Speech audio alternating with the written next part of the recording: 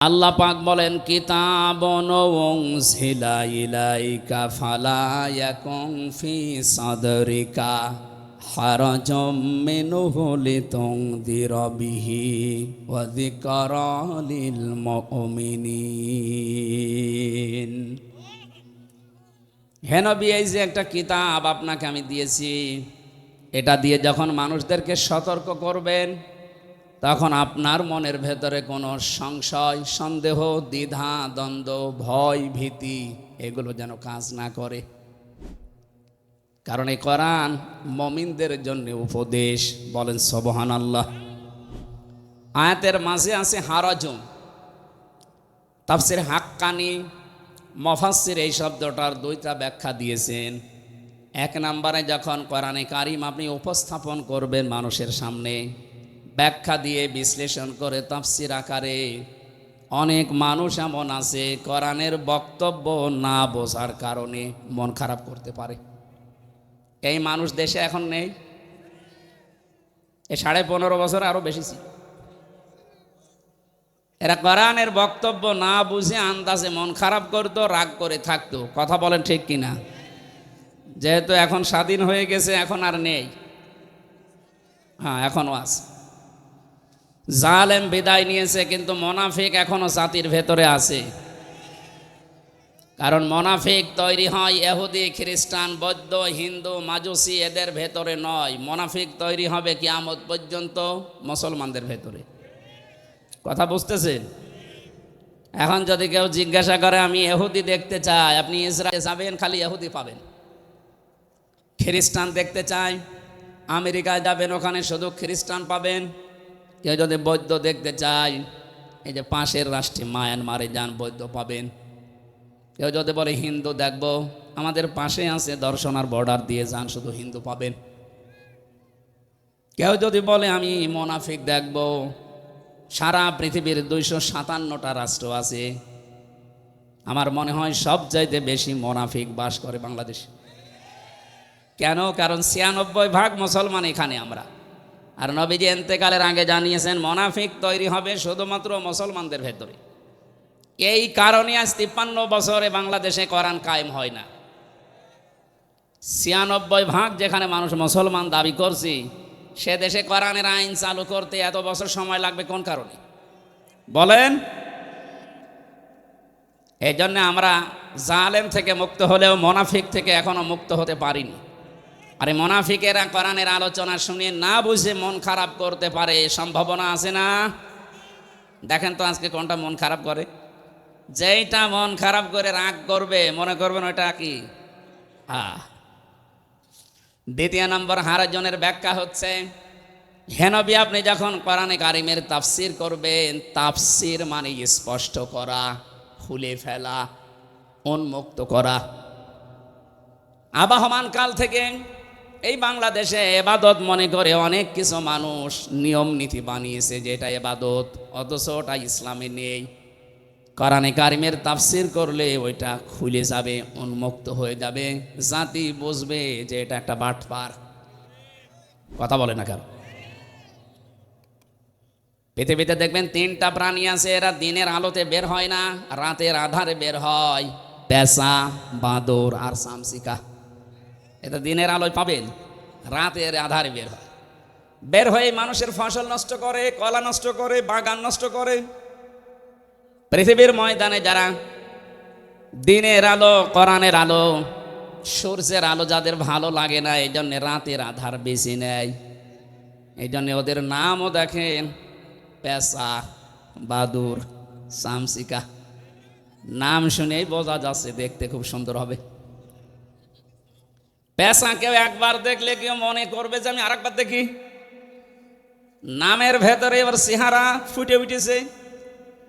এই দুনিয়াতে যারা কোরআনের আলো, ইসলামের আলো, দ্বীনের আলো যারা সহ্য করতে পারে না, এরাই কিন্তু অন্ধকারের পথগুলো বেছে নেয়। আর পৃথিবীতে অন্ধকারের সবচাইতে বড় পথ হচ্ছে শিরকের পথ, বেদাতের পথ, জুলুমের পথ। কথা বুঝতেছেন? এই সমস্ত রাস্তাগুলো তারা বেছে নেয় যারা কোরআনের আলো সহ্য করতে পারে না। কোরআন দিয়ে যখন আপনি উন্মুক্ত করবেন, স্পষ্ট করবেন মানুষের কাছে, একেবারে সব পরিষ্কার করে দেবেন, ওই মানুষগুলোর চরিত্র তখন মানুষের কাছে ক্লিয়ার হয়ে যাবে। তখন জাতি বুঝবে এটা জাতির সর্বনাশকারী। এই জন্যে ওরা তাফসির মাহফিলে কোরআনের কথা শুনলেই মন খারাপ করে। আমরা এই দুই শ্রেণীর এক শ্রেণীতেও থাকতে চাই না। কথা বলে না কেন? আমরা থাকতে চাই কাদের ভেতরে? ইন্নামাল মুমিনুনা আল্লাযীনা ইযা যুকিরাল্লাহু ওয়াজিলাত কুলুবুহুম ওয়া ইযা তুলিয়াত আলাইহিম আয়াতুহু যাদাতুহুম ঈমানা ওয়া আলা রাব্বিহিম ইয়াতাওয়াক্কালুন। আল্লাহ পাক বলেন আমার দৃষ্টিতে, এই এদিকে তাকান, আমার দৃষ্টিতে মুমিন তো তারা যে মানুষগুলোর সামনে আল্লাহর নাম উচ্চারণ হলে এদের অন্তরাত্মা কলিজা কেঁপে ওঠে। 15.5 বছরে বহু জায়গায় কোরআনের কথা, আল্লাহর কথা বলার জন্যে অনুমতি নিতে 14 জায়গায় যাওয়া লাগতো। যাদের কাছে গেছেন এদের অন্তরাত্মা কাঁপা, দূরের কথা এদের বিদ্যা আরো বাড়তো। স্যার বলছিলেন না আপনাদের সাবেক এমপি, যার ঘর বাড়ি পর্যন্ত এখন বিরানহীন ওজাড় গৃহ হয়ে গেছে। আমি আসার সময় একটা জিনিস লক্ষ্য করেছি, কুষ্টিয়া থেকে কোরআনের আয়াতের সাথে মিলালাম আসতে আসতে। সূরা নমল 19 নম্বর পারা 20 নম্বর পৃষ্ঠা 4 নম্বর লাইনের 50 নম্বর আয়াত। একটু মিলাবেন, আমার মনে হয় এই বাংলাদেশে বহু জেলার সাথে মিলে যাবে। অমাকারু মাকারাও ওয়া মাকারনা মাকারাও ওয়া হুম লা ইয়াশউরুন। আল্লাহ পাক বলেন ওরা ষড়যন্ত্র করেছিল, আমি আল্লাহ কৌশল করেছিলাম।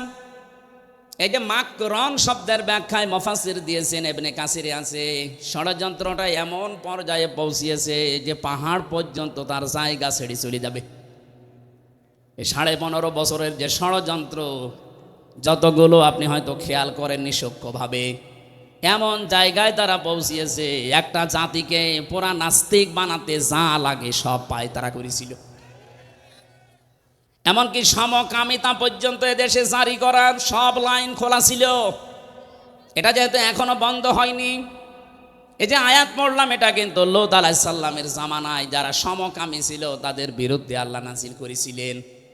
আজ যারা বাংলাদেশে মানবাধিকারের অফিস খোলার নামে সমকামিতার অফিস ঢাকাতে খুলতে চাচ্ছেন, এদেশে একটা মুসলমানও যদি জীবিত থাকে এ স্বপ্ন সাধ পূরণ হবে না।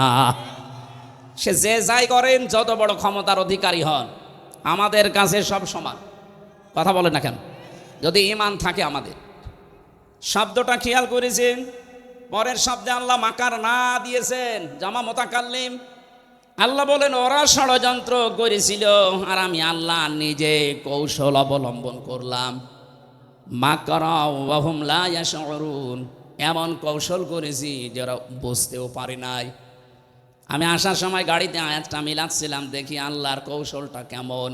ফানজুর কাইফা কানা আকিবাতু মাকরিহিম আন্না দাম্মারনাহুম ওয়া কওমাহুম আজমাইন। আল্লাহ পাক বলেন নবী আপনি একটু নজর করে দেখেন, ফানজুর কাইফা কানা আকিবাতু মাকরিহিম, যারা ষড়যন্ত্র করেছিল এই দেশে ইসলামের বিরুদ্ধে, মানবতার বিরুদ্ধে, হাজার হাজার বছর আগে লূত নবীর জামানায় ওই অবিশ্বাসীরা মানবতাকে পুরা উল্টিয়ে ফেলেছিল। আল্লাহ যে সিস্টেম দিয়েছিলেন নারী আর পুরুষের, অথচ পুরা উল্টিয়ে ওরা সমকামিতায় লিপ্ত হয়েছিল। এদের এই ষড়যন্ত্রের কি জবাব আমি দিয়েছি, এর পরিণাম আপনি একটু দেখেন। আন্না, অবশ্যই আমি আল্লাহ নিজে, দাম্মার না হোম, আমি নিজে তাদেরকে ধ্বংস করে দিয়েছি। আকাউমাহুম আজমাইন, এবং তাদের পুরা জাতিকে আমি আল্লাহ নিজে প্রতিশোধ নিয়েছি। প্রতিশোধের ধরনের পরের আয়াতে আল্লাহ একটু দিয়েছেন। আমি যতগুলো তাফসির মিলিয়েছি, প্রত্যেকটা মুফাসসির আয়াতের তাফসির করতে গিয়ে সবাই এক কথা লিখেছেন, ফাতিলকা বুয়ুতুহুম খাফিয়াতাম বিমা যালামু। আল্লাহ পাক বলেন এই সেই ঘর, এদিকে তাকান, আল্লাহ যেন তার এই আঙ্গুল দিয়ে দেখাচ্ছেন, এই জন্য ফা দিয়েছেন। ফার গ্রামার অনুযায়ী 13টা অর্থে ব্যবহার হয়। তিলকার আগে ফা দিয়ে আল্লাহ বোঝাচ্ছেন আমার কুদরতি আঙ্গুল দিয়ে আমি দেখালাম। ফা তিলকা বয়ুত হোম, বাইতন না দিয়ে বয়ুত বহু বচন দিয়েছেন, হোম দিয়েছেন জমির বহু বচন। আল্লাহ পাক বলেন এই সেই ঘর। আপনি একটু তাকান এই ঘরের দিকে। খবিয়াতান, জনশূন্য করে দিয়েছি, ওজার গৃহ বানিয়ে দিয়েছি। বিমা জলামু, তাদের এই জুলুম করার কারণে এই ঘরের ভেতরে বসে এরা জুলুম করতো, এই জন্যে ঘরের দিকে তাকান। আমি কুষ্টিয়ায় আসার সময় দেখেছি হানিফ সাহেবের বাড়ি আল্লাহ যা করেছে, সারা দেশের অবস্থা একই। আপনি একটু গভীরভাবে চিন্তা করে মিলাবেন, এই আয়াতটা একেবারে খাপের খাপ মিলে যাচ্ছে। শুধু হানিফ সাহেবের বাড়ি না, আপনাদের টগর মিয়া এক কথা বলছেন। আপনি একটু যান, এই যে 2-3 বাড়ি তো পরে ইট খুলে নিয়ে চলে গেছে মানুষ। আল্লাহ খবিয়াতান শব্দটা দিয়েছেন, মনে হচ্ছে দেশ দেখে দেখে দিল। আল্লাহ বলেন তাকান এই সেই ঘরের দিকে, যে ঘরের ভেতরে এরা জুলুমের দুর্বিসন্ধি করত, সলা পরামর্শ করত। কাকে সকালবেলা নিয়ে এসে এই টর্চার ছেলে নির্যাতন করা হবে, এই ঘরের ভেতরে তারা পায়তারা করত। এই ঘরের ভেতরে জুলুমের যত কিছু এরা সরঞ্জামাতি এক জায়গায় করে রেখেছিল। আজ বাংলাদেশে বহু ঘরের ভেতরে জুলুম করার জন্য যে জিনিসপত্র লাগে সব পাওয়া যাচ্ছে। এই জন্য জুলুমের সাথে যারা জড়িত এরা আল্লাহর মামলার আসামি। এক কথা বলছেন, জুলুমের সাথে যারা জড়িত এরা মামলার আসামি। কার? হামজা যদি মামলা নাও দেয়, আল্লাহ নিজে মামলা দেবে। এটা আমি বানালাম। সূরা শুরা 42 নম্বর আয়াতের প্রথম অংশে আছে ইন্নামাস সাবিলু আলাল্লাযিনা ইয়াজলিমুনান নাস। অবশ্যই আমি আল্লাহ নিজে মামলা দায়ের করব তাদের বিরুদ্ধে। এখানে ইয়াজলিমুন আল মুসলিমুনা নেই। ইয়াজলিমুনা মোজারে, বর্তমান, ভবিষ্যৎ, প্রেজেন্ট, ফিউচার। নাস না দিয়ে আল্লাহ মুসলিমুনা না দিয়ে নাস দিয়েছেন কেন? পৃথিবীর যে কোনো ধর্মের অনুসারী হতে পারে, কিন্তু সে মানুষ। কথা বলে না কেন? মানুষ হয়ে যারা মানুষের ওপরে জুলুম করছে, করবে, এ মানুষগুলো আমির হামজার টার্গেট না, এরা আল্লাহর টার্গেট। আল্লাহ জানে খবিয়াতান বিমা জলামু দিয়েছেন। তাদের ঘর বাড়ি পর্যন্ত সেখানে জুলুম করা হয়েছিল, এমন অবস্থা বানিয়েছি আজকেও সেখানে বাস করে না। আমার মনে হয় অনেক বাড়িয়ে বাংলাদেশে এখন জাতীয় টয়লেট হয়ে গেছে। গত পরশুদিন দেখলাম পেপারে ঢাকার ওই বাড়িতে, যেখানে এক নজর দেখার সঙ্গে সঙ্গে অনেকে আবেগ নিয়ে চুমা দিত। কি আপনি দেখেননি এর আগে কত মানুষ এখানে এক নজর দেখতে পারলে চুমা দিত? অথচ এখানে এখন দেখলাম এই 2 দিন আগের পেপারে অনেকে দলবদ্ধ হয়েছে, প্রসাব করছে। কিছুদিন যেতে দে, নয়তো আন্তর্জাতিক টয়লেট হয়ে যাবে। কেন হবে টয়লেট? আমি হজ করেছিলাম 16 সালে। তাওয়াফ করার পরে আমি ঘুরছিলাম উপর দিয়ে, হঠাৎ দেখি আমার পেটে ব্যথা, খুব যন্ত্রণা। এক পুলিশকে ডাক দিয়ে বললাম, হে ভাই, আমার পেটে তো ব্যথা করছে। এতক্ষণ তো আমি ভালোই ছিলাম। পুলিশ আমারে বলছে, ইয়া হাজিউল হুজ্জা তাই না বিলাদুকা। ও হাজি, দেশ কোথায়? যে তুমি বাংলাদেশ। বাংলাদেশ থেকে এসেছি। আমারে বলছে, আপনি জানেন না এটা কোন জায়গা? না তো, এটা আবু জাহেলের বাড়ি। আপনি এখনো পায়খানা না করে দাঁড়িয়ে আছেন, তাড়াতাড়ি করেন। এটা কোরআন শরীফ আমার সামনে। সত্যি কথা বলছি, পায়খানা করে দেখি আমার পেটের ব্যথা যন্ত্রণা ভালো হয়ে গেছে। আল্লাহ মনে হচ্ছে আমারে জানাতে চেয়েছে, হামজা এত টাকা খরচ করে 6000 কিলোমিটার পাড়ি দিয়ে আসলে, আরে শয়তানের বাড়ি পায়খানা না করে চলে যাবা, তাড়াতাড়ি করো। আমার তো এখান থেকে মনে হচ্ছে আর কিছুদিনের ভেতরে যতগুলো জায়গা বাংলাদেশে জুলুমের আঁকড়া ছিল, ওই জায়গাগুলো জাতীয় টয়লেট আল্লাহ বানিয়ে দেবে। এদেশের যাদের পেটে ব্যথা হবে, বাকিটা বললাম, কথা বলেন। 3-4 জন দেখলাম একসাথে টয়লেট করছে। পেপারে তো হেডলাইনে দিয়েছে ছবি সহ। 3-4 জন মিলে যদি একসাথে যায়, আর কিছুদিন যেতে দেন, একটাও থাকবে না। বাংলাদেশে যতগুলো জায়গায় জুলুম হয়েছে ওই জায়গাটাকে আল্লাহ অভিশপ্ত বানিয়ে দিয়েছে। কারণ এই মানুষগুলো আল্লাহর মামলার আসামি, মামলার বাদী যত বড় হয় কেস তত কঠিন হয়। আমার মামলার বাদী যদি সলিমদ্দি কলিমদ্দি হতো 3 দিনও আমার জেলে থাকা লাগতো না, অথচ 3টা বছর আমার জীবন থেকে নষ্ট হয়ে গেছে। 30 বারের উপরে মামলা উঠেছে, জামিন হয়নি। মামলার বাদী সলিমদ্দি না, সরাসরি যিনি পালিয়েছে উনি। ওরা 2 বোন তো পালিয়ে বেঁচেছে। আমরা আহ্বান জানাবো এ দেশ থেকে যারা বাইরের দেশে যায় তাদেরকে আমরা রেমিটান্স যোদ্ধা বলি। কথা বলে না কেন? আপনারা নিজেরাই যখন বলতেন আমাদের স্বামী স্ত্রীর সম্পর্ক, সুতরাং আমরা স্ত্রী হিসাবে আপনাকে মেনে নিয়েছি। স্বামীর বাড়িতে আছেন আর একজন তার দোলা ভাইয়ের বাড়িতে আছে। 2 বোন মেলে অন্তত 3 মাসে 1 লাখ টাকা করে দিলেও 3 লাখ টাকা হয়। এত বড় বিশাল ঋণের বোঝা দিয়ে গেলেন আমাদের মাথার উপরে, আর 3 লাখ টাকা আজ পর্যন্ত 3 মাসে দিতে পারলেন না। কিসের বিদেশে আছেন আপনারা? আমরা চাই আপনারা রেমিটেন্স পাঠান, অন্তত কিছু না হোক স্বামীর পকেট মারা টাকা তো দেওয়া যায়। 3 মাস বসে আছেন, পকেট মারা যাচ্ছে না। হাজি সাহেব বলে হয়তো মারছে না। এই 8-9 দিন আমরা দেখতে পাচ্ছি একটা মিথ্যা কথা ছড়িয়ে বেড়াচ্ছে সারা বিশ্বের মোড়লদের কাছে যে আমি নির্বাচিত ছিলাম, আমাকে উৎখাত করা হয়েছে। এটা ডাহা মিথ্যা কথা। এটাকে যে ঘোড়াকেও জিজ্ঞাসা করে যে 15.5 বছরে যারা ছিল ওরা কি নির্বাচিত ছিল, ঘোড়াও হাসবে। এটা কথা বললেন? হ্যাঁ, 15.5 বছরে তো নির্বাচনই হয়নি, তা নির্বাচিত হইল কি করে? কোরআনে কারীম জানিয়েছে হো আছে তাবাকুম, সূরা হজের 78 নম্বর আয়াতের মাঝের অংশে আছে আল্লাহ বলেন আমি আল্লাহ নিজে তোমাদেরকে নির্বাচিত করি। দর্শনাবাসী নির্বাচিত করা হয় যে পদ্ধতিতে তার নাম নির্বাচন। কথা বলে না কেন? নির্বাচনই তো 15 বছর হয়নি, আপনি নির্বাচিত হইলেন কি করে? আমি চাই একটা হাসি মানুষ এত বড় ডাহা মিথ্যা কথা বলে পৃথিবীর মানুষের কাছে আমাদেরকে যেন আর কালার করলেন না। কারণ আমি নিজে হাসি তো আমার গায়েও লাগে। কথা বলেন না কেন? আপনার ওই কর্মকাণ্ড দেখে আমাকেও মানুষ বলবে পাঁজি। আমি আপনার জন্য গালি খেতে চাই না। অন্তত যাই বলেছেন থামেন। আপনার এই আজে বাজে মিথ্যা কথার কারণে আজ হাজারো মানুষ মিথ্যা আশ্বাস পেয়ে এ দেশের ভেতরে মাঝে মাঝে বিশৃঙ্খলা করতেছে। এই জন্য জুলুম যারা করে, জুলুমের সরঞ্জামাদি যারা তৈরি করে রাখে, এরা সরাসরি টার্গেট কার?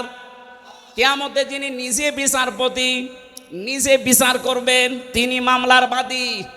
দেশের প্রধান আমার মামলার বাদী ছিল, এই জন্য আমার জামিন হয়নি। আপনি হিসাব করে দেখেন, এদেশে 1628টা চেয়ার ছিল। এই চেয়ার না, যারা 2 জন পালিয়েছে ওনাদের 2 জনেরও 2টা চেয়ার ছিল। একজনের আসল চেয়ার আর একজনের অদৃশ্য চেয়ার। বাকি এখনো 1627টা চেয়ার মিলে যারাই ছিল, আমি যতটুকু লেখাপড়া করে বাস্তবতা মিলিয়েছি, প্রত্যেকটা চেয়ারে যারা সব জালেম, হয় জালেম নয় জালেমের সহযোগী। এক কথা বলে না কেন?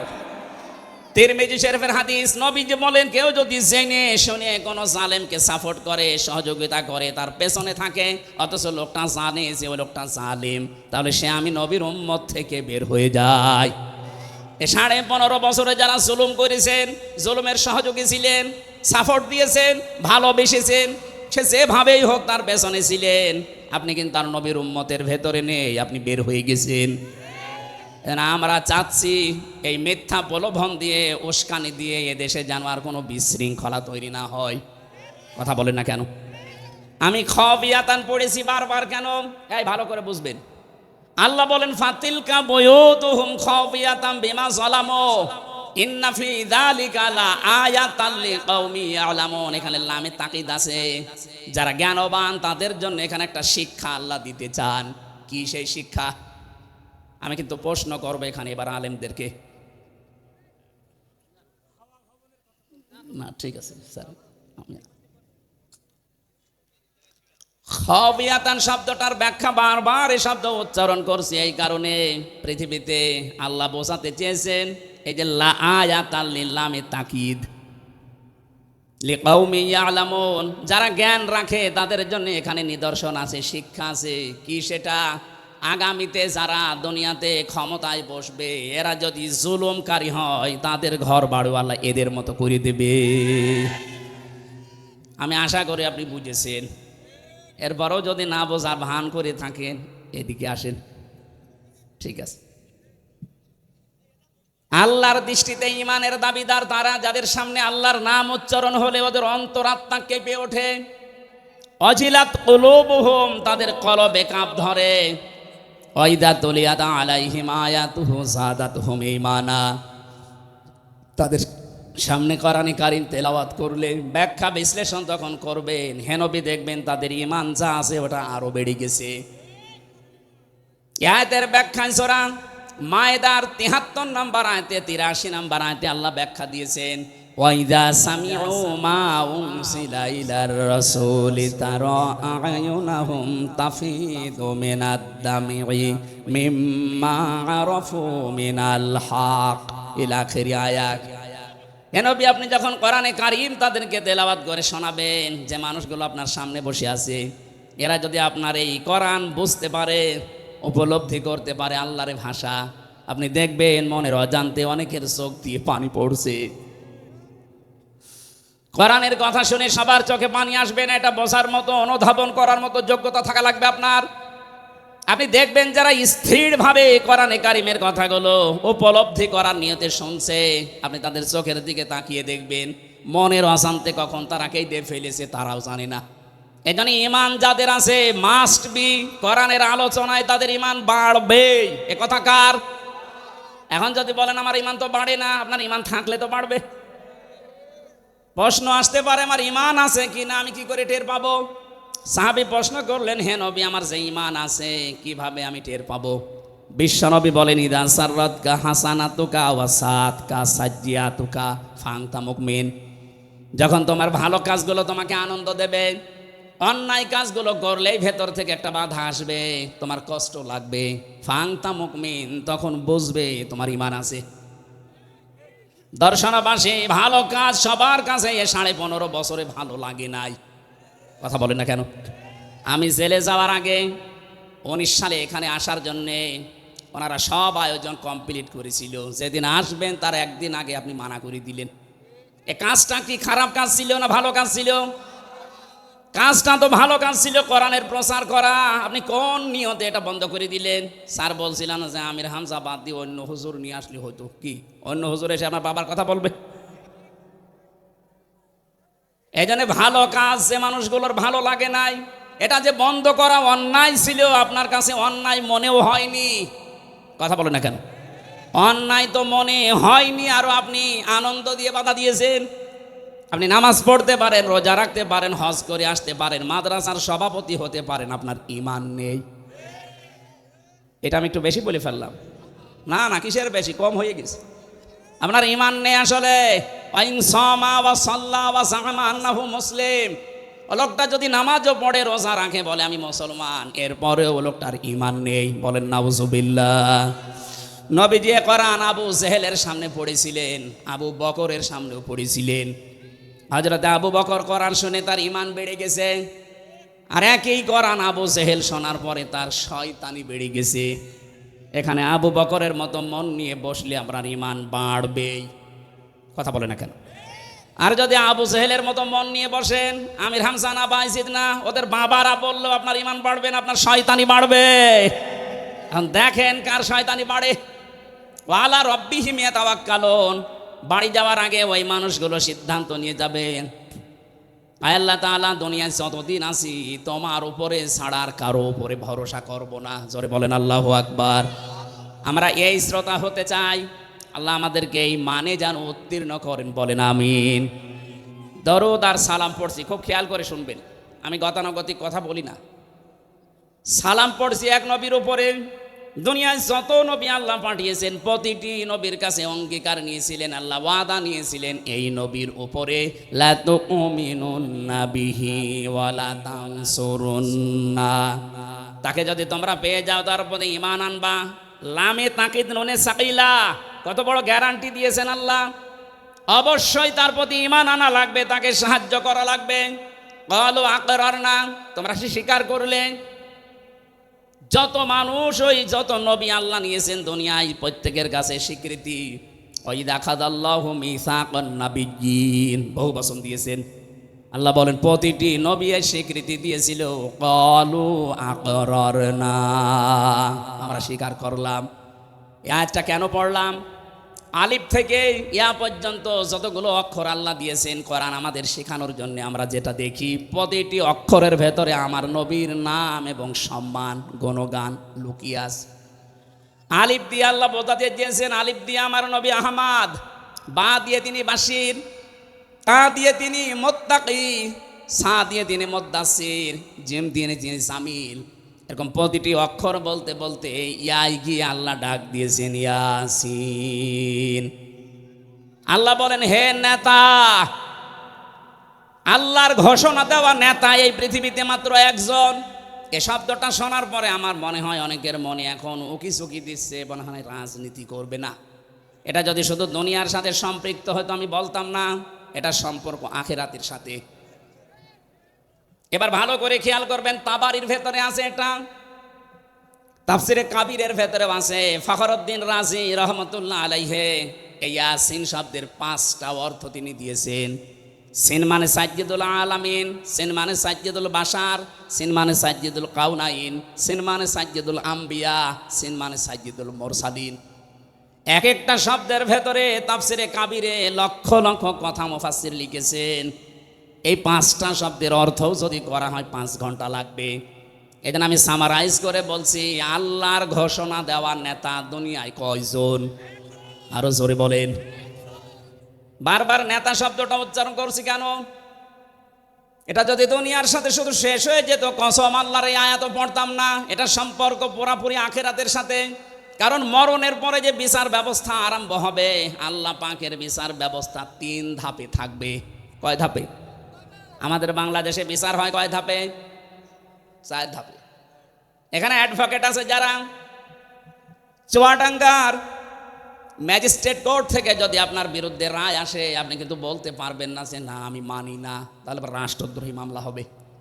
এতটুকু বলা যায় যে আমি ন্যায় বিচার পাইনি, আমি আরেকটু উপরে যাব। কোথায় যাবেন? যান জজ কোর্টে যান। চুয়াডাঙ্গার জজ কোর্ট থেকে যদি আপনার বিরুদ্ধে রায় আসে, আপনি বলতে পারবেন না আমি মানি না, আবার মামলা হবে। এতটুকু বলা যায় যে আমি ন্যায় বিচার পাইনি, আমি আরও উপরে যাব। কোথায় যাবেন? যান ঢাকাতে হাইকোর্টে যান। হাইকোর্টের 54টা বেঞ্চ আছে, যে কোনো বেঞ্চে আপনার মামলা তুলবেন। ওখান থেকে যদি আপনার বিরুদ্ধে রায় আসে, আপনি বলতে পারবেন না আমি মানি না। এতটুকু বলার ক্ষমতা আছে যে আমি ন্যায় বিচার পাইনি, আমি আরও উপরে যাব।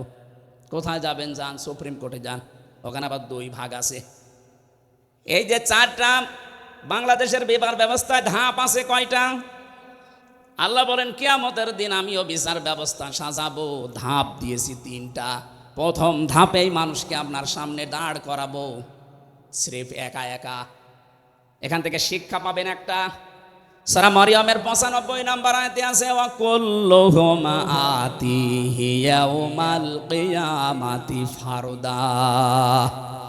আল্লাহ বলেন কিয়ামতে প্রতিটি মানুষকে আমার সামনে দাঁড় করাবো বিচারের জন্য, প্রথম ধাপে একা একা। কয়জন করি? বলেন বলেন, কি বুঝলেন এখান থেকে? এই বাংলাদেশ, ভারত আর পাকিস্তান, এই 3টা দেশে এই ঝামেলাটা আছে। বহু মানুষ আজ পীরের নামে, দরবেশের নামে ধোঁকা দিয়ে অনেককে বোকা বানিয়ে এই শিক্ষা দিচ্ছে, তোর কোনো চিন্তা নেই, কিয়ামতের দিন আমি আসি তোকে বাঁচিয়ে দেব। এমনকি অনেকে এই বিশ্বাস নিয়ে কথা বলেও ফেলে, কিয়ামতে আমার দাদা যান, আমার বাবা যান, লক্ষ লক্ষ মরিদ নিয়ে হাজির হবে। এটা দেখা মিথ্যা কথা, কোরআনের আয়াতের সাথে মেলে না। কোথায় পেয়েছেন এ ভণ্ডামি? কিয়ামতে আল্লাহ আপনাকে ডাকবে বিচারের জন্য, কয়জন করে? আলেম কত বসে আছে দেখেন তো। কুল্লুহুম আতিহি ইয়াউমাল কিয়ামাতি ফারদা, একা একা ডাকবে। এটা শুনেই শেষ করে দিয়েছেন না, এখান থেকে শিক্ষা নেওয়া দরকার। কিয়ামতের কঠিন ময়দানে আল্লাহ কিন্তু আপনাকে একা ডাকবেন। এবার আপনি ভাবেন তো, আপনার এই 50 বছর, আমার যখন 33 বছর, যাদের 50, 60, 70 বছর, আপনি একটু পেছনের দিকে তাকিয়ে বলেন, এখনই যদি আপনি পটল তোলেন, চোখ বন্ধ হয়ে যায়, এই 70 বছর আল্লাহর সামনে দাঁড়িয়ে জবাব দেওয়ার মতো কায়দা আছে? এই জন্যই তো তাফসীর মাহফিলে আসা লাগে। খলিফাতুল মুসলিমিন হযরত ওমর রাদিয়াল্লাহু তাআলা আনহুর জীবনী পড়েছি, তিনি এই বিষয়টা নিয়ে এত সতর্ক থাকতেন, জবাব দেওয়া কিয়ামতে। কারণ একা একা ওঠা লাগবে, স্রেফ একা একা। সূরা ইনশিকাকের একটা আয়াতের তাফসিরে পড়তে গিয়ে পেয়েছি, আল্লাহ যদি কাউকে মাফ করার ইচ্ছে করে, কিয়ামতে কোটি কোটি মানুষ থেকে আল্লাহ তাকে আস্তে করে আলাদা করে নেবে, কুদরতের চাদর দিয়ে ঢেকে ফেলবে, সামনে দাঁড়িয়ে জিজ্ঞাসা করবে, হামজা এই কাজগুলো করেছিলি? জবাব যখন দিতে থাকবে, হ্যাঁ আমি করে ফেলেছি, আমার ভুল হয়ে গেছে, আল্লাহ তুমি আমারে মাফ করে দাও, চোখের পানি, অনুশোচনা, অনুতপ্ত এগুলো দেখে আল্লাহ বলবেন, যা গোপনেই তোরে মাফ করে দিল। অন্তত এটা যদি হয় আপনার জীবনে, আপনি পার পেয়ে যাবেন। আর যদি আল্লাহ হিসাবের জন্য দাঁড় করিয়ে বলে, বল এটা কেন করলি, নবীজি বলেন, আমি পর্যন্ত উপায় নেই আল্লাহর বিচার থেকে রক্ষা পাবার। হযরত ওমর সন্তানটাকে ভর্তি করে দিলেন এরকম মাদ্রাসায়, মক্তবে। প্রধান বিচারপতি ওই দেশে ওই সময় হযরতে আলী, তার ছেলে হোসাইনকেও ভর্তি করে দিয়েছে। হযরত আব্দুল্লাহ বিন ওমর তিনি বসে আছেন, হোসাইন কলম ফেলে দিয়ে বলছে, কলম তুলে দাও। একবার, দুইবার, তিনবার বলার পরে উনি তিনবারই তুলে দিয়েছেন। চতুর্থবার উনি বলে ফেললেন, আপনি কি মনে করেন আমি কি আপনার চাকর খাদেম নাকি? হযরত হোসাইন ওই সময় বলেছিলেন, আব্দুল্লাহ তুমি শুধু খাদেম না, তুমি খাদেমের বাচ্চা খাদেম। অথচ ওই সময় তিনি প্রেসিডেন্টের ছেলে। রাগ করে বাড়িতে গেছে, আব্বাকে বলছে আমি আর মাদ্রাসায় যাব না। হোসাইন আমাকে গালি দিয়েছে, ছোট করেছে মানুষের সামনে, বিচার না করলে মাদ্রাসায় আমি আর যাব না। হযরত ওমর বিচক্ষণ ছিলেন, বললেন না, বিচার এখন না, জমার দিন হাজারো মানুষের সামনে বিচার করব। জমার খুতবা দিচ্ছিলেন, হঠাৎ আলোচনা বন্ধ করে দিলেন, ডাক দিয়ে বললেন, হোসাইন আসো। বলে, হ্যাঁ সামনে আসো। তুমি ক্লাসে সবার সামনে আমার ছেলেটাকে খাদেমের বাচ্চা, খাদেম বলে ছোট করেছো, গালি দিয়েছো। হযরত হোসাইন তিনি নির্দ্বিধায় বললেন, হ্যাঁ দিয়েছি। কেন দিলে? হোসাইন ডাক দিয়েছে, খলিফা বুকে হাত দিয়ে বলেন তো, আপনি কি আমার নানার খাদেম ছিলেন না? হযরত ওমরের কথা বন্ধ হয়ে গেছে। ডাক দিয়ে বলে, হোসাইন আমি তো এভাবে চিন্তা করি নাই, হ্যাঁ আমি তো তোমার নানার খাদেম ছিলাম। তুমি এই কথাটা লিখে দিতে পারবে? কাগজ নিয়ে আসেন, খেজুরের পাতা নিয়ে এসেছে, উনি লিখে দিলেন, ওমর আমার নানার খাদেম ছিল, আমি দেখেছি, ইতি হোসাইন ইবনে আলী, সই করে দিলাম, যান। কাগজটা হাতে নিয়ে হযরত ওমর সোমা খেলেন। ডাক দিয়ে বলেন, নবীর সাহাবীরা, বিচার হয়ে গেছে, আর কিছু করার নেই। ছোট মানুষ আব্দুল্লাহ তো বোঝে না, বলে, আব্বা তুমি তো বিচার আরম্ভই করলে না, হোসাইনকে শাস্তি দিবা না, কি বিচার করলে? হযরত ওমর বলে, সন্তান যে বিচার করেছি এখন না, কিয়ামতেও কাজে লাগবে। আমি যখন মারা যাব এই কাগজটা আমার কাফনের ভেতরে দিয়ে দিও। ময়দানে মাহশারে প্রথম আল্লাহ তো আমাকে একা ডাকবে, স্রেফ একা একা। আমি কোরআনের ভাষা জানি, অকুল্লুহুম আতিহি ইয়াউমাল কিয়ামাতি ফারদা।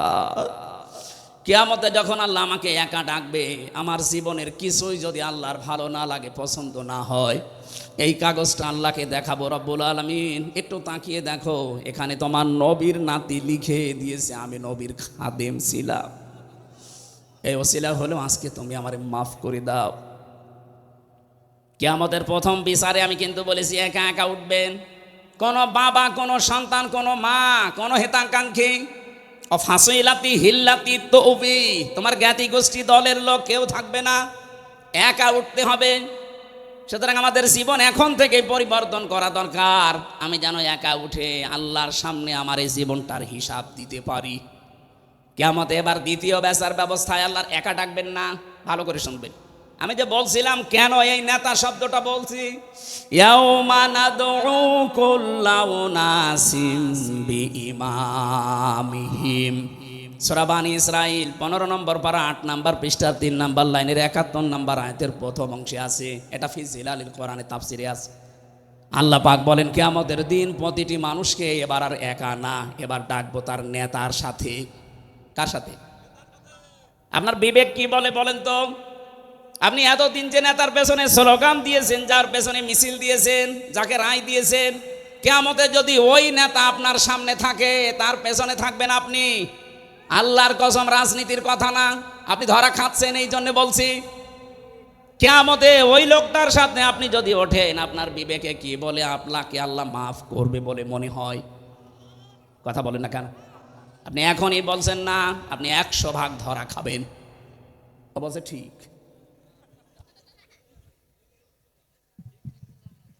কথা বসার পরে বলেন তো, এই যে অবস্থায় আমরা আছি, বারবার আমি নেতা শব্দ নিয়ে এসেছি এই কারণে, কোরআনে কারীম জানিয়েছে 124 নম্বর আয়াত, এটা সূরা বাকারার 1 নম্বর পারা 18 নম্বর পৃষ্ঠার 5 নম্বর লাইনে আছে, ওয়াইযিবতালা ইব্রাহিমা রাব্বুহু বিকালিমাতিন ফাতাম্মাহুন্না ক্বালা ইন্নী জাইলুকা লিন্নাসি ইমামা। আমি ইব্রাহিমকে পদে পদে পরীক্ষা নিয়েছিলাম বিভিন্ন কালিমার মাধ্যমে। আমার ইব্রাহিম প্রতিটি পরীক্ষায় উত্তীর্ণ হয়েছে, পাশ করেছে। আমি আল্লাহ শেষ পরীক্ষায় খুশি হয়ে তাকে মানুষ জাতির জন্য, মানব জাতির জন্য ইমাম বানিয়ে দিয়েছি। হযরতে ইব্রাহিম নবী ওই সময় প্রশ্ন করেছিলেন, ক্বালা মিন যুররিয়াতি, হে আল্লাহ, যে নেতা হওয়া, নেতৃত্ব দেওয়ার গুণাবলী, এটা কি শুধু আমি একাই পেলাম, নাকি আমার সন্তানাদি যারা কিয়ামত পর্যন্ত আসবে তারা কি নেতা হতে পারবে, নেতৃত্ব দিতে পারবে? আল্লাহ সঙ্গে সঙ্গে জবাব দিয়েছেন, ক্বালা লা ইয়ানালু আহদিস যালিমিন। এখানে যারা আরবি গ্রামার বসে, ইয়ানালু এটা মুজারি, বর্তমান, ভবিষ্যৎ, প্রেজেন্ট, ফিউচার, শেষে আল্লাহ যালিমিন দিয়েছেন। আল্লাহ বলেন, ইব্রাহিম, তোমার সন্তান আদিতে যারা কিয়ামত পর্যন্ত আসবে তারা নেতৃত্ব দিতে পারবে, নেতা হতে পারবে, কিন্তু কোনো জালেমের জন্য আল্লাহর অঙ্গীকার নেই। আয়াতে মুফাসসির ফি জিলালিল কোরআনে লিখেছেন, জালেমের জন্য নেতা হওয়া অবৈধ, হারাম। অথচ এই 53 বছরে যে যত বেশি জুলুম করেছে সে তত বড় নেতা ছিল। এক কথা বলেন না কেন? বিশেষ করে 15.5 বছরে সে যত বেশি জুলুম করেছে মানবতার উপরে, দেশের মানুষের উপরে, তার নিজের উপরে, সে বড় নেতা হয়ে গেছে। তারাই আমাদেরকে বলে যে না, আপনি মসজিদে থাকবেন, মাদ্রাসায়, খানকায় থাকবেন, এই ময়দানে আসবেন না। এই জালেমদের জন্য এই ময়দানে থাকা জায়েজ নেই। আর জালেমরাই আমাদেরকে উল্টা ফতোয়া দেয়। এই জন্য আপনার নেতা ঠিক করা লাগবে। আল্লাহর ঘোষণা দেওয়া নেতা যেহেতু একজন, তার আদর্শ মেনে দুনিয়ায় যারা চলে তারা আপনার নেতা। তার আদর্শের বাইরে যারা আছে তারা আপনার জন্য নেতা হতে পারে না। এখন আপনার বিবেকে যা বলে আপনি তাই করেন। তেলাওয়াত করেছিলাম কোরআনে কারিমের 6666টি আয়াতের মাত্র একটা আয়াতের এক অংশ, 3 ভাগের 1 ভাগ আমি পড়েছি। আমার যতটুকু এই আয়াতের ওপরে স্টাডি করা আছে, লেখাপড়া করা আছে, আমার তো মনে হচ্ছে আয়াতে যত কথা দিয়েছেন দুনিয়া আখিরাত সব আল্লাহ এর ভেতরে দিয়ে দিয়েছেন। জবান খুলে কোরআনের আয়াত তাফসীর আকারে কথা বলার জন্য, শোনার জন্য পড়েন, আউযু বিল্লাহি মিনাশ শাইতানির রাজিম, বিসমিল্লাহির রহমানির রহিম, ইয়া আইয়ুহাল্লাযীনা আমানু দুখুলু ফিস-সিলমি কাফা। আল্লাহ পাক বলেন, ওহে যারা ঈমানের দাবিদার, তোমরা প্রবেশ করো পরিপূর্ণভাবে ইসলামে। কোথায় আল্লাহ প্রবেশ করতে বললেন? আরো জোরে বলেন। এখানে শব্দের আগে, সিনের আগে উপরে যদি কেউ সিনে জবর দিয়ে পড়ে তাহলে হয় সালমন। সালমন শব্দের শাব্দিক অর্থ শান্তি। যদি আপনি সিন দিয়ে পড়েন তাহলে বাংলা অর্থ আসবে, ইমানদারেরা তোমরা শান্তির ভেতরে প্রবেশ করো। সিনের নিচে জের দিয়ে পড়লে বাংলা অর্থ দাঁড়াবে সিলমন। সিলমন মানে ইসলাম। সিলমন মানে কি? তোমরা প্রবেশ করো ইসলামে। কেউ যদি আল্লাহকে প্রশ্ন করে, আল্লাহ আমি ইসলামে প্রবেশ করেছি, আল্লাহ বলেন না, 5টা বিষয় তোমার প্র্যাকটিক্যাল লাইফে দেখানো লাগবে। যদি 5টা বিষয় দেখাতে পারো যে হ্যাঁ, তাহলে তোমার ইসলামে পরিপূর্ণ প্রবেশ করা হয়েছে। এবার দর্শনাবাসী আমি সহ যারা এসেছি, এই একটু খেয়াল করবেন, এই পাঁচটা বিষয় যদি আপনার জীবনে জন্ম থেকে শুরু করে মৃত্যু পর্যন্ত থাকে, তাহলে বুঝবেন আপনি ইসলামে পরিপূর্ণ প্রবেশ করেছেন। আর যদি চারটা থাকে, একটা না থাকে, আপনি আংশিক প্রবেশ করেছেন, এখনো পরিপূর্ণ হয়নি। আল্লাহ কি ইসলামে প্রবেশ করতে বললেন পুরাপুরি না আংশিক? কেউ যদি পুরাপুরি প্রবেশ করতে চায়, তার প্রথম আলামত পাবেন এইটা, সে আনুগত্য করবে, আত্মসমর্পণ করবে। তাহলে প্রথম আলামতটা আমাদের ভেতরে আছে কিনা দেখি তো। আমাদের যিনি জাতির পিতা, যার নাম বললাম, তিনিও আনুগত্য করেছিলেন, আত্মসমর্পণ করেছিলেন। সূরা বাকারার 131 নম্বর আয়াতে আল্লাহ এই দলিল দিয়েছেন, ইদ ক্বালা লাহু রাব্বুহু আসলিম ক্বালা আসলামতু লিরাব্বিল আলামিন। হযরত ইব্রাহিমের কথা স্মরণ করো, যখন তার রব বলেছিলেন স্যালেন্ডার করো, আত্মসমর্পণ করো, তিনি সঙ্গে সঙ্গে বিনা প্রশ্নে, বিনা চিন্তা ভাবনায় বলেছিলেন, আমি মহান রব্বুল ইজ্জাত ওয়াল জালালের কাছে আত্মসমর্পণ করলাম। আত্মসমর্পণ কেউ করলে তার জীবনে 7টা কাজ পাওয়া যাবে। কয়টা? না, আপনারা শুনছেন না। এই শুনতেছেন? কেউ যদি ইসলামে প্রবেশ করে, তার আলামত 5টা। কেউ যদি আত্মসমর্পণ করে প্রথমটা, তার জীবনে কয়টা কাজ পাওয়া যাবে? 7টা। বলেন বলেন। 1 নম্বরে আমাদের জাতির পিতা তিনি দেখাচ্ছেন, এর পরের আয়াতে আছে, ওয়াসাা বিহা ইব্রাহিম বানিহি ওয়া ইয়াকুব। স্মরণ করো ওই সময়ের কথা যখন তোমাদের জাতির পিতা হযরত ইব্রাহিম, তার সন্তান, তার যারা সন্তান ছিল তাদেরকে তিনি ওসিয়ত করেছিলেন, উপদেশ দিয়েছিলেন। এমনকি ইয়াকুব নবীও কি দিয়েছিলেন? ইয়া বুনাইয়া ইন্নাল্লাহা আস্তাফা লাকুমুদ্দিন ফালা তামুতুন্না ইল্লা ওয়া আনতুম মুসলিমুন। হযরত ইব্রাহিম প্রথমে বলেছিলেন, হে আমার কলিজার টুকরা সন্তানেরা, অবশ্যই আল্লাহ তোমাদের জন্য চয়ন করেছেন, নির্বাচিত করেছেন, মনোনীত করেছেন এই পৃথিবীতে একটা দিনকে। কয়টা দিন? এই জন্য দিনের আগে এখানে আলিফ লাম দেওয়া আছে। আল্লাহ আমাদের জন্য নির্বাচিত করেছেন মাত্র একটা দিনকে। এখন দিন কি? বাংলাদেশে অধিকাংশ মানুষ আমরা মনে করি দিন মানে ইসলাম, দিন মানে ধর্ম। দিন মানে কি? এই যে ধর্ম বলে যারা চালিয়ে দেন, ধর্মের ইংরেজি একটা শব্দ আছে রিলিজিয়ন, অথচ দিন শব্দের 19টা অর্থ আমি পেয়েছি আরবি অভিধানের ভেতরে। যতগুলো আছে একটাও দিন মানে ধর্ম লেখা পাইনি। দিন মানে একটা পেয়েছি 19টার, কনস্টিটিউশন, সংবিধান। এটা আমরা বাংলাদেশে অনেকে না বুঝলেও ফেরাউন কিন্তু হাজার হাজার বছর আগে ভালো করে বুঝেছিল, দিন মানে সংবিধান। হযরতে মুসা আলাইহিস সালামকে হত্যা করার জন্য জাতির লোকের কাছে বলেছে, ওয়াকালা ফিরআউনু দারুনি আকতুল মুসা ওয়া লিয়াদউ রাব্বা ইন্নী আখাফু আইয়ুবাদদিলা দীনাকুম ইলা আখিরি আয়াত।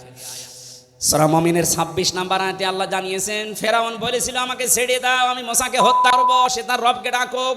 আমি আশঙ্কা করছি, আমি ভয় পাচ্ছি সে আমার দিনকে উল্টিয়ে দেবে। এখানে দিন মানে সংবিধান, রাষ্ট্রের নিয়ম নীতি। বাংলাদেশে আজ দিন মানে ধর্ম মনে করে অনেকে আনন্দে আত্মহারা হয়ে আছে, অথচ ফেরাউন বুঝেছিল দিন মানে সংবিধান। আমরা যদি এইটা আজ বুঝতে পারতাম, দিন মানে সংবিধান। এখন সংবিধান সংস্কারের কাজ চলছে 96% মুসলমানের দেশে। অন্তত 20 জন যদি উপদেষ্টা লাগে সংবিধান সংস্কারের জন্য, যারা দায়িত্বে থাকবে, তার 18 জন আলেম লাওয়া লাগতো। তারা কোরআনে কারিমের সূরা ফুরকানে 74টা ধারা আছে। সংবিধান বানাতে এই 74টা ধারায় যথেষ্ট। এই ধারাগুলো যদি ব্যক্তি, পরিবার, সমাজ আর রাষ্ট্রে কায়েম করে দেওয়া যায় সংবিধানের মাধ্যমে, এই বাংলাদেশও আবার মিনি জান্নাত হয়ে যাবে। দিন মানে সংবিধান, এটা আমরা অনেকে জানি না। দিন মানে ধর্ম মনে করে বসে আছি। যারা মনে করেন দিন মানে ধর্ম, অন্যান্য ধর্মের মতো 4500 ধর্ম এখন দুনিয়ায়। কত? বলেন বলেন। দিন মানে যদি ধর্ম ধরেন, অন্যান্য ধর্মের কোন ধর্মের কথাগুলো তাদের প্র্যাকটিক্যাল লাইফে মানা হয় না। কিন্তু আমাদের দিনে, ধর্মে, আমাদের কনস্টিটিউশনে, সংবিধানে যে কথাগুলো আছে এগুলো যেখানেই পড়বেন, যেখানেই সেট করবেন, ওইটা আপনার বাস্তব জীবনে আগে মিলানো লাগবে। আপনি নামাজে দাঁড়িয়ে যদি বলেন ইন্নাদ-দীনা ইনদাল্লাহিল ইসলাম, ওইটা আপনার প্র্যাকটিক্যাল লাইফে থাকা লাগবে। যারা বলে আমাদের আল্লাহর নিকটে একমাত্র জীবন ব্যবস্থা ইসলাম, তারা ইসলামের বাইরে বিয়ে শাদীও করতে পারবে না। কথা বলে না কেন? এই যে বিয়ে শাদীতে যারা আজ অলিমা বাদ দিয়ে আর যারা বরযাত্রী খাওয়ার নিয়ম নীতি বানিয়েছেন, এটা ইসলাম না ইসলামের বাইরে? বলেন বলেন।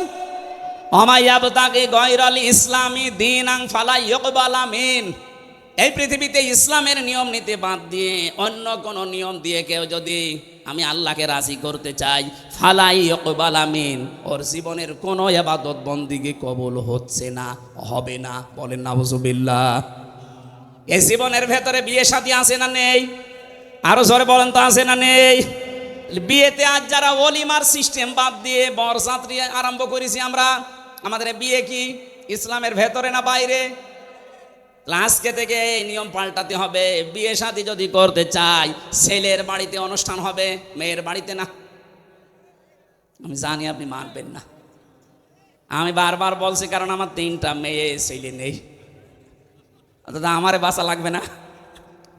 আমি যা করেছিলাম, আমার শ্বশুর তো পেছনে আছি, যা করেছি ওটা বাদ, আমি যেন ধরা না খাই। আমাদের এই সিস্টেম ইসলামের ভেতরে নিয়ে আসা লাগবে, বিয়ে থেকে শুরু করে একেবারে আন্তর্জাতিক জীবন পর্যন্ত। ইসলামের বাইরে যেটা, ওটা আমরা মানি না। কথা বলেন ঠিক কিনা? এটা যদি শুধু বিয়ে শাদী হয়, এর বাইরে আর কিছু ইসলামে নেই। বলেন। এই যে অর্থনীতি আজ ধ্বংস হয়ে গেছে, এস আলম গ্রুপ ইসলামী ব্যাংক থেকে ৭৫,০০০ কোটি টাকা আত্মসাৎ করেছে। আমাদের যদি ইসলামী অর্থনীতি দিন মনে হয়, এটা জীবন ব্যবস্থার ভেতরে মনে হয়, আজকে থেকে সুদ ভিত্তিক অর্থনীতি যত ব্যাংকিং ব্যবস্থা আছে সব ছেড়ে দেওয়া দরকার। সে সোনালী হোক, রূপালী হোক, চৈতালি হোক, যাই হোক, ইমানের দাবি পূরণের জন্য ইসলামী ব্যাংকে কারবার করেন। প্রশ্ন আসতে পারে, এটাকে সুদমুক্ত? যতদিন জাকাত ভিত্তিক অর্থনীতি রাষ্ট্রীয়ভাবে কায়েম না হবে, ততদিন পর্যন্ত এ দেশে ফেরেশতাও যদি ব্যাংক হলে সেও সুদ খাবে। তারপর ওরা চেষ্টা চালিয়ে যাচ্ছে, ওদের যে ইসলামের যে অর্থনীতির নিয়ম নীতিগুলো আছে, বায়ে সালাম, বায়ে মুআজ্জাল, বায়ে ইস্তেসনা, মশারাকা, মদারাবা, মোরাবাহা, এটা আবার প্রকার প্রকার ভাগ করা আছে।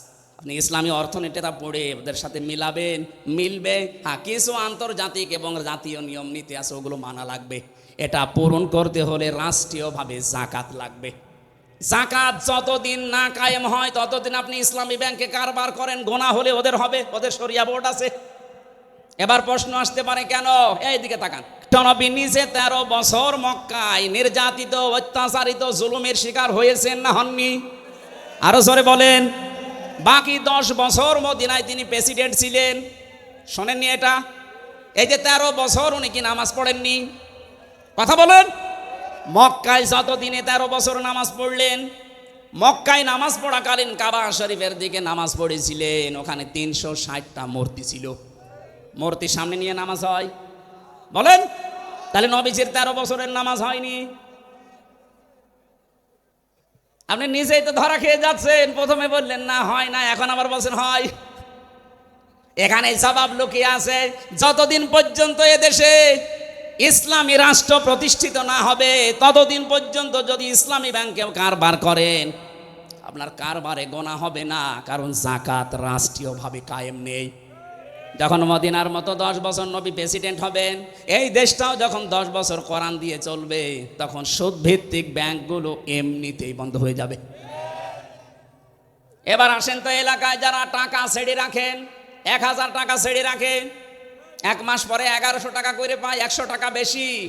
এটা লাভ বলে, ইন্টারেস্ট বলে খান, এটা সুদ। বলেন না কেন? বলেন। এই সুদ যারা খাচ্ছেন, তারা মায়ের সাথে জেনা করছেন। এত বড় কঠিন গুনাহ হয়তো অনেকে জেনে বা না জেনে করছেন। আজকেই তাওবা করে আপনি বাদ দিয়ে দেবেন। জীবনে আপনি আর এই টাকা বেশি করে নেবেন না, যা আছে ওইটা নেবেন। 1000 টাকা 100 টাকা বেশি নেবেন না। কারা কারা রাজি আছেন? হাত তোলেন তো। দেখেন, এই এলাকায় যে সুদ চলছে তার প্রমাণ এটা। থাক, আমি আশা করছি আপনি ছেড়ে দেবেন।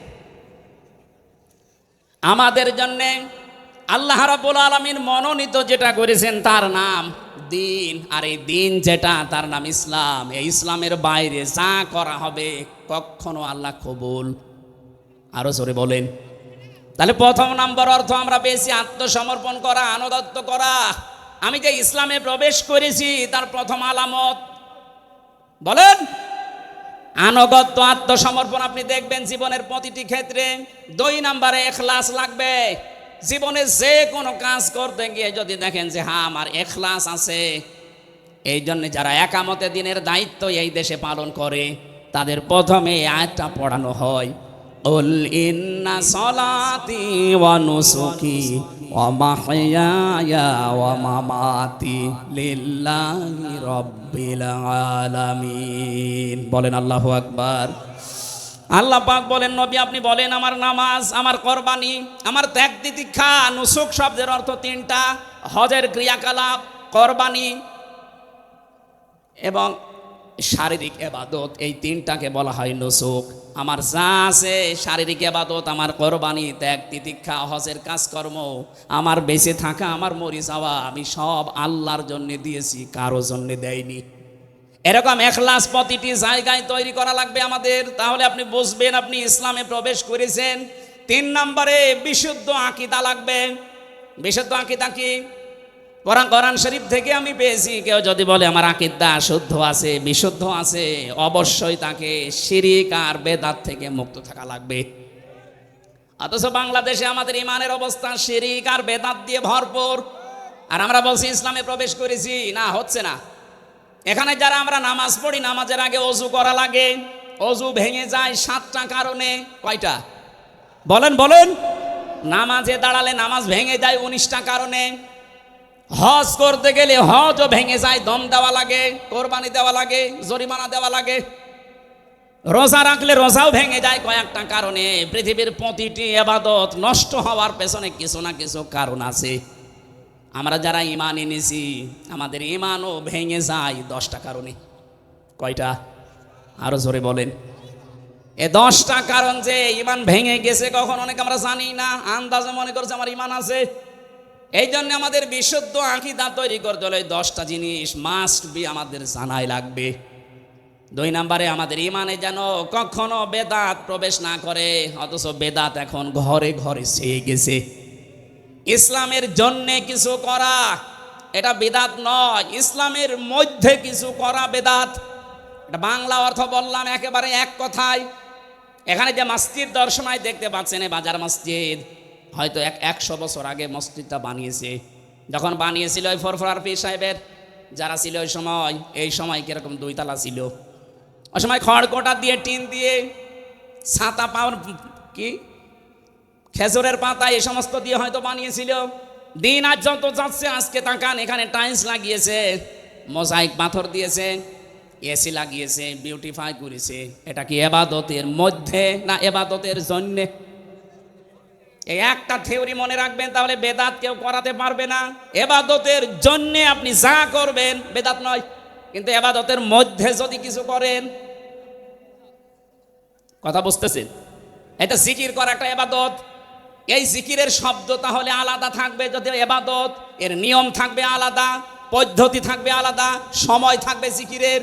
কোরআনে কারিমে সূরা আরাফের 205 নম্বর আয়াতে আল্লাহ দলিল দিয়েছেন। রব্বুল আলামিন বলেন আযকুর রাব্বাকা ফি নাফসিকা তাদাররুআ ওয়া খিফাতা ওয়া দুনাল জাহরি মিনাল কওলি বিল গুদুবি ওয়াল আসল ওয়া লা তাকুম মিনাল গাফিলিন। এখানে জিকির যদি কেউ করতে চায় 4টা নিয়ম মানা লাগবে। 1 নম্বরে মনে মনে, 2 নম্বরে ভীত সন্তুষ্ট হয়ে, 3 নম্বরে উচ্চ আওয়াজ বাদ দিয়ে, 4 নম্বরে 1 নম্বরে আল্লাহ রাব্বুল আলামিন বলেন মনে মনে করবা। 2 নম্বরে শব্দ ছাড়া উচ্চ আওয়াজ বাদ দিয়ে, 3 নম্বরে ভীত সন্তুষ্ট হয়ে, 4 নম্বরে কান্না জড়িত কণ্ঠে। এখন যদি আপনি 4টা নিয়ম বাদ দিয়ে নতুন কোনো নিয়ম চালু করেন, উল্টিয়ে পাল্টিয়ে উল্টা পাল্টা করে, আপনি এই 4টার ভেতরে নেই। এমনকি নতুন কোন শব্দ যদি যোগ করেন জিকিরের ভেতরে, সুবহানাল্লাহ, আলহামদুলিল্লাহ, লা ইলাহা ইল্লাল্লাহ, আল্লাহু আকবার, এর বাইরে যদি কেউ নতুন শব্দ বলে বলে ইয়ালি বাবা, কেল্লা বাবা, ফতে বাবা, এটা বেদাত। এটা কি? সুতরাং আমার তাহিরি ভাই যেটা করছে এটা যে বেদাত, আর দলিল লাগবে বলেন। এরপরেও যদি কেউ সতর্ক না হন, আমার কিছু করার নেই। তাহলে আমাদের আকীদা শুদ্ধ করার জন্য দুইটা পদ্ধতি মাস্ট বি মানা লাগবে। শিরিক এবং বেদাত মুক্ত হওয়া লাগবে আমাদের ঈমান। আজ বাংলাদেশে একটা মাজলুম দলের ওপরে একটা তহমত লাগিয়ে দিয়েছে যে এদের আকীদা ঠিক নেই। আপনার আকীদা এত ভালো, একটু ফাঁসির দলির কাছে একটু যেয়ে বলেন তো দেখি, আপনার আকীদা কত ভালো চলেন তো দেখি। এটি মাসার সাহেবের মতো 16 বছর জেলে থাকেন, দেখি আপনার আকীদা কোন জায়গায় আছে। আমি বহু আলেমের সাথে ছিলাম, এত বড় বড় জুব্বা গায়ে দাড়ি দেখলে আমার মনে হয় জান্নাত থেকে পালিয়ে এসেছে। আমার মতো ছোট মানুষ নাই কাড়াকাড়ি করতে পারে, অত বড় বড় মুরব্বী মানুষ আমার দাদার বয়সী হাউ মাউ করে কাঁদতো, অথচ কোনো কিছু না, এমনি বন্দি করে রেখেছে। আপনার এমনি বন্দি করে রাখলে যদি আমার কান্না আসে, আপনার মতোই তো রক্ত মাংসে গড়া। আপনি যার আকীদার ভুল ধরেন, ওই লোকটা 13 বছর 17 বছর কেউ বসে আছে বিনা কারণে, কোনো দোষ নেই। আন্দাজে যদি কেউ তার উপরে এই তহমতগুলো লাগিয়ে দেয় যে না এ দোষ সে করেছে, কোনো মানুষ যদি কোনো অন্যায় না করে ওই দোষ তার উপরে চাপিয়ে দিলে সে যেন প্রকাশ্য পাপের বোঝা বহন করে। এই জন্য আকীদা খারাপ, আকীদা খারাপ, এই জিকির বাদ দেওয়া লাগবে। এই পৃথিবীতে আকীদা তো তাদের সবচাইতে পরিষ্কার যারা শিরিক এবং বেদাত থেকে মুক্ত। বাংলাদেশের সবচাইতে বড় শিরিক হচ্ছে আল্লাহর ক্ষমতার সাথে অন্য কাউকে যোগ করা। এই বাংলাদেশে একটাই দল আপনি তাকান যারা বলেছিল ক্ষমতার উৎস আল্লাহ, এই কারণে তাদের নিবন্ধন বাতিল করে দিয়েছে। কেন? রাজনৈতিক দল আর নেই। এত বড় বড় হুজুরদের দল আছে, কই তাদের ভেতরে এইটা পায়নি, তাদের তো নিবন্ধন বাতিল হয় না। যারা বলে ক্ষমতার উৎস জনগণ, তাদেরটা বাতিল হয় না। যারা বলে ক্ষমতার উৎস আল্লাহ, তাদেরটা বাতিল করে। আপনি আকীদা কোন জায়গা থেকে নিবেন? আকীদা আপনাকে আবার পড়ানো লাগবে। যে মানুষগুলো আল্লাহর অস্তিত্বে হাত দিয়েছিল, যে ক্ষমতার উৎস আল্লাহ, এ কথা বলার কারণে যাদের নিবন্ধন বাতিল হয়ে গিয়েছিল, মাত্র 5 দিনের ব্যবধানে আল্লাহ তাদেরকে বাতিল করে দিয়েছে।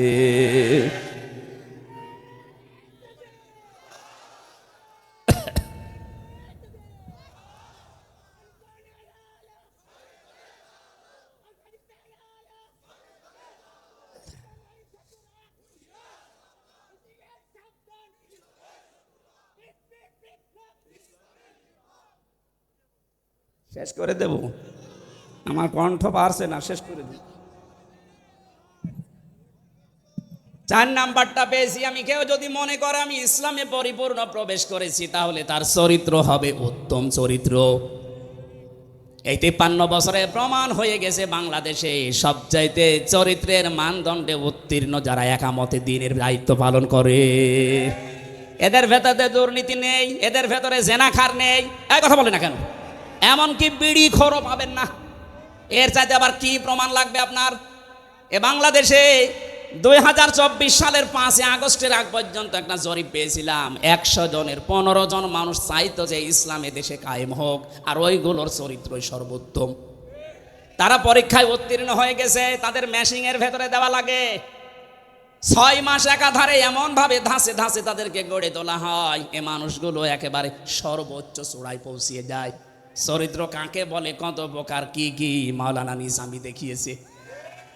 অনবীক্ষণ যন্ত্র নিয়ে 1 টাকা পর্যন্ত পাওয়া যায়নি। আমি গত পরশু দিনও ছিলাম নিজামী সাহেবের বাড়িতে। একটা মন্ত্রী, তার বাড়ি এখনো টিনের, আর একটা মেম্বারের বাড়ি 8 তলা পাওয়া গেছে এই পাবনাতে। একটা মেম্বার আর কোথায় একটা মন্ত্রী। মানে উত্তম চরিত্র খুঁজে পান না অনেকে। মনে করে বিশাল জুব্বা হামসার মতো গায়ে দিয়ে, পাগড়ি একটা মাথায় দিয়ে, হাতে তসবি নিয়ে শুধু আল্লাহ আল্লাহ করে, কোনো খেয়াল নেই, এইটা মনে হয় উত্তম চরিত্রের। অথচ এরকম বহু মানুষ আছে যাদের চরিত্র শয়তানের চাইতেও খারাপ। আমি আবার একটা গোপন কথা বলছি, নাকি রাগ করবেন?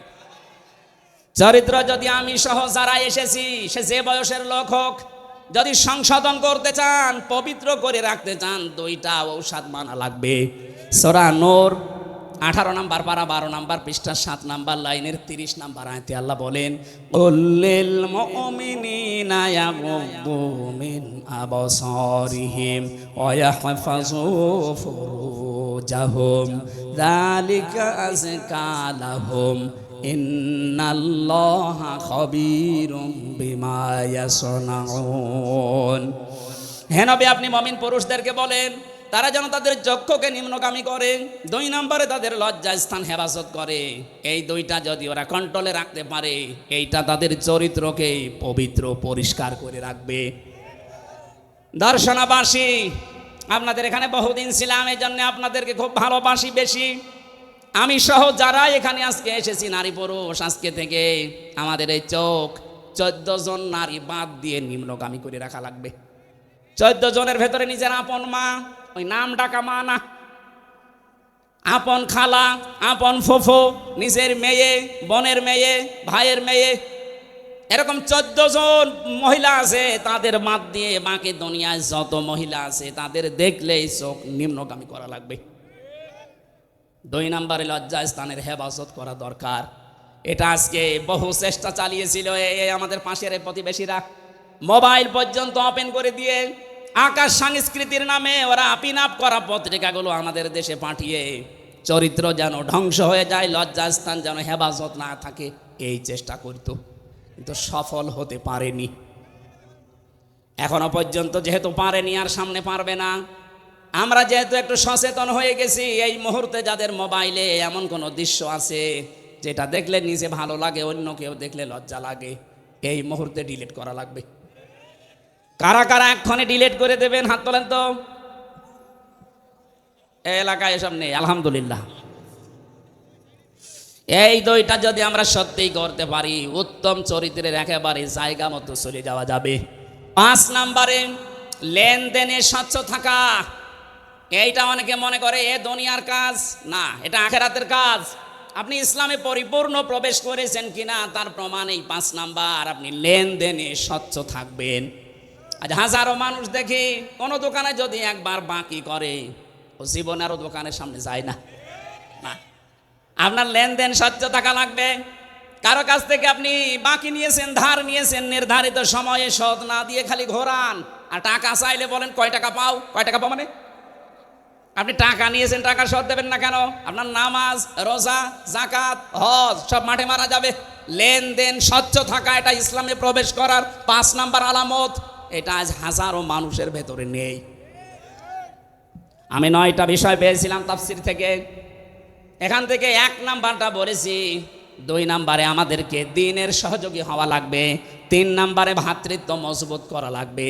4 নাম্বারে হিংসা বিদ্বেষ ঝগড়া বিবাদ থেকে দূরে থাকা লাগবে।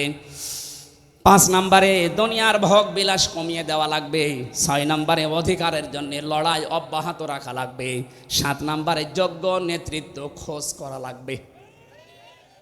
এইটা দরকার এখন সবচাইতে বেশি। যোগ্য নেতৃত্ব খোঁজ করার দায়িত্ব আল্লাহ দিয়েছেন আমাদের।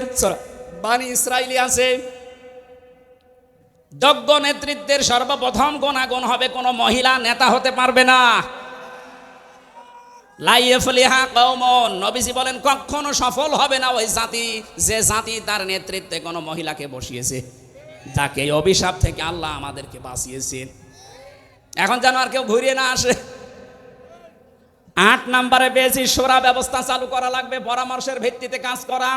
9 নাম্বারে শত্রুকে শত্রু মনে করা লাগবে। এটা আজ আমরা অনেকে মনে না করি। আর কি, এই যে শত্রুকে শত্রু মনে না করার ফল হচ্ছে এই অ্যাডভোকেট সাইফুল ইসলাম আলিফকে হত্যা করা। আমরা যদি শত্রুকে শত্রু মনে করতে পারতাম, একটা মুসলমানকে এভাবে দিনে দুপুরে জবার আর ক্ষমতা ওদের হতো না।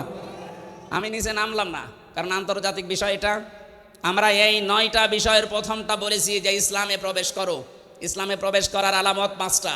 আল্লাহ আমাদেরকে এই 5টা বিষয় দুনিয়া থেকে মিটিয়ে আল্লাহকে দেখানোর তৌফিক দিন, আমিন। মা বোন যারা এসেছেন, তিরমিজি শরীফের হাদিস আপনার জন্য, ইদা নাজারা ইলাইহা সাররাতুহু, স্বামী যখন আপনার দিকে তাকাবে স্বামীকে আনন্দ দেবেন। ওইদা গাবা আনহা হাফিজাতুহু, যখন স্বামী বাইরে যাবে আপনি হেফাজতে থাকবেন, ইজ্জত আবরু সম্ভ্রম নিয়ে। অতইনু আলা দীনি যাওজাতিহা, যখন আপনার স্বামী বাইরে দিনের কাজ করবে, মানবতার কাজ করবে, তাকে উৎসাহ দেবেন, সাহায্য করবেন। স্বামী যেটা আদেশ করে যদি বৈধ হয় মেনে নেবেন। আল্লাহ আমাদেরকে এই 4টা কাজ মেয়েদের করার তৌফিক দিন, আমিন। বারাকাল্লাহু লানা ওয়া লাকুম ফিল কোরআনিল আযীম।